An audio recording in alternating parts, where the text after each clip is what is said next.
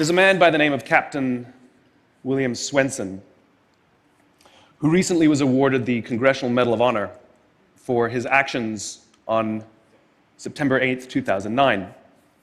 On that day, a column of American and Afghan troops were making their way through a part of Afghanistan to help protect a group of government officials, a group of Afghan government officials who'd be meeting with some local village elders. The column came under ambush and was surrounded on three sides. And amongst many other things, Captain Swenson was recognized for running into live fire to rescue the wounded and pull out the dead. One of the people he rescued was a sergeant, and he and a comrade were making their way to a medevac helicopter. And what was remarkable about this day is, by sheer coincidence, one of the medevac medics happened to have a GoPro camera on his helmet and captured the whole scene on camera. It shows Captain Swenson and his comrade bringing this wounded soldier who'd received a gunshot to the neck.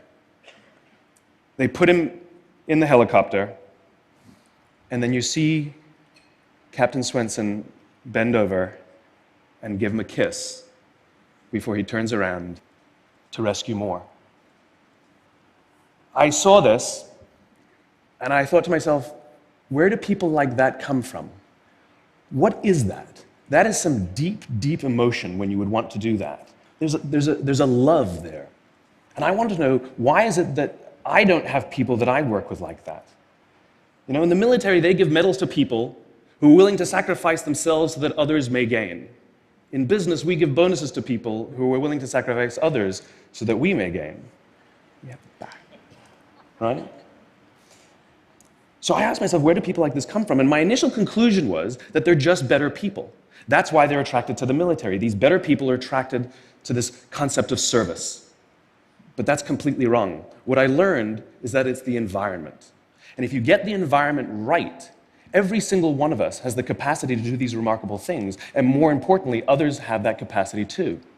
I've had the great honor of getting to meet some of these who we would call heroes, who've put themselves and put their lives at risk to save others.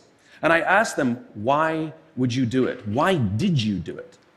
And they all say the same thing, because they would have done it for me. It's this deep sense of trust and cooperation. So trust and cooperation are really important here. The problem with concepts of trust and cooperation is that they are feelings, they're not instructions. I can't simply say to you, trust me, and you will. I can't simply instruct two people to cooperate, and they will. It's not how it works. It's a feeling. So where does that feeling come from? If you go back 50,000 years to the Paleolithic era, to the early days of Homo sapien, what we find is that the world was filled with danger. All of these forces working very, very hard to kill us. Nothing personal. Whether it was the weather, lack of resources, maybe a saber-toothed tiger, all of these things working to reduce our lifespan. And so we evolved into social animals, where we lived together and worked together in what I call a circle of safety, inside the tribe, where we felt like we belong. And when we felt safe amongst our own, the natural reaction was trust and cooperation. There are inherent benefits to this. It means I can fall asleep at night and trust that someone from within my tribe will watch for danger. If we don't trust each other, if I don't trust you, that means you won't watch for danger. Bad system of survival. The modern day is exactly the same thing. The world is filled with danger, things that are trying to frustrate our lives or reduce our success, reduce our opportunity for success.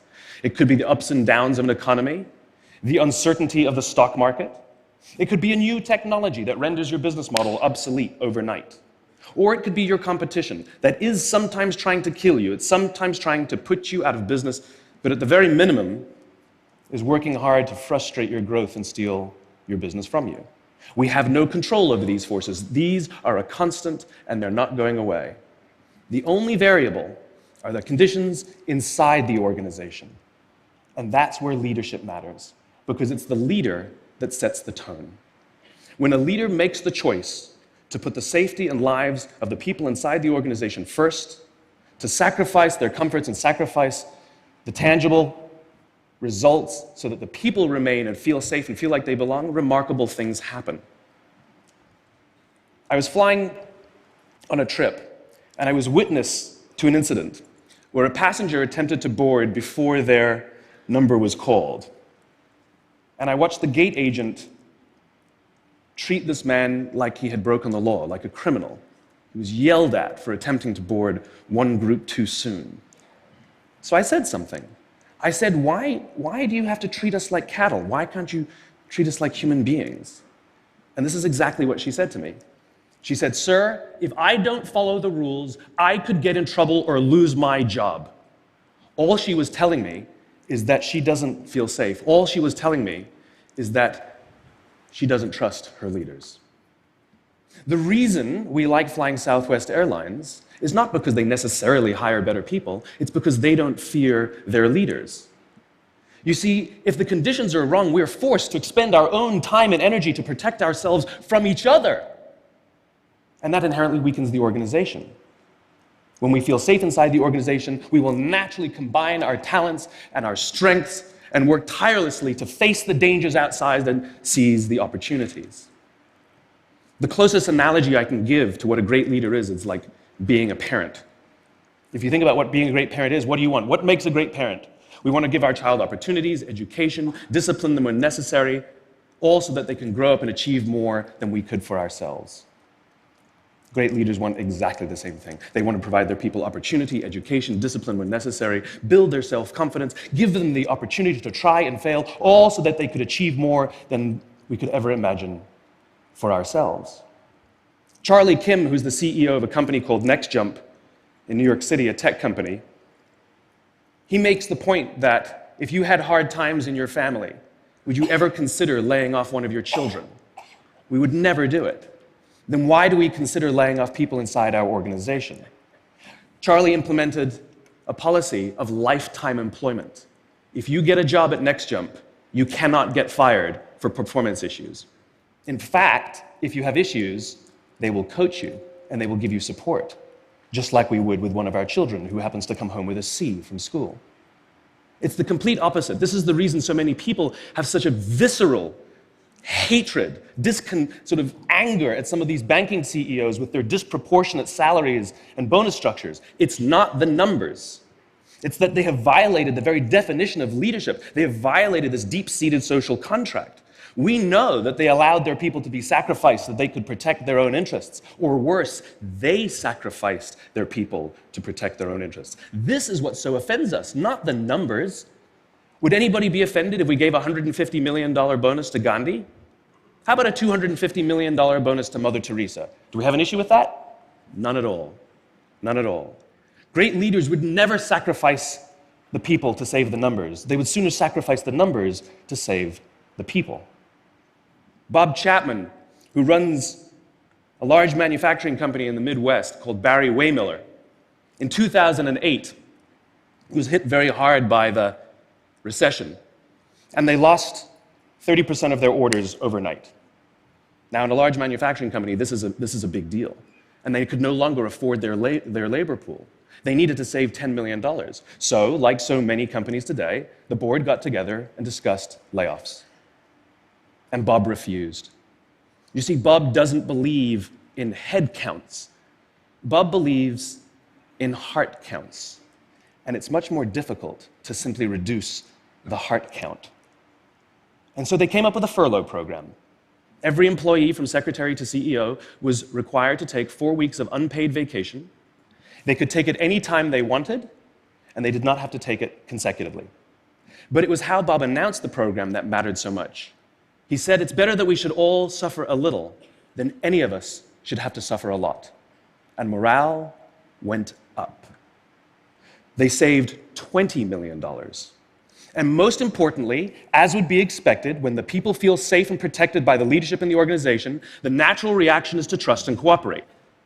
And quite spontaneously, nobody expected, people started trading with each other. Those who could afford it more would trade with those who could afford it less. People would take 5 weeks so that somebody else only had to take 3. Leadership is a choice. It is not a rank.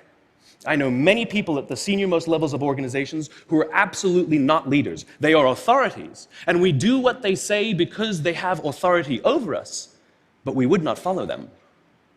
And I know many people who are at the bottoms of organizations who have no authority, and they are absolutely leaders. And this is because they have chosen to look after the person to the left of them, and they have chosen to look after the person to the right of them. This is what a leader is. I heard a story of some Marines who were out in theater, and as is the Marine custom, the officer ate last, and he let his men eat first. And when they were done, there was no food left for him.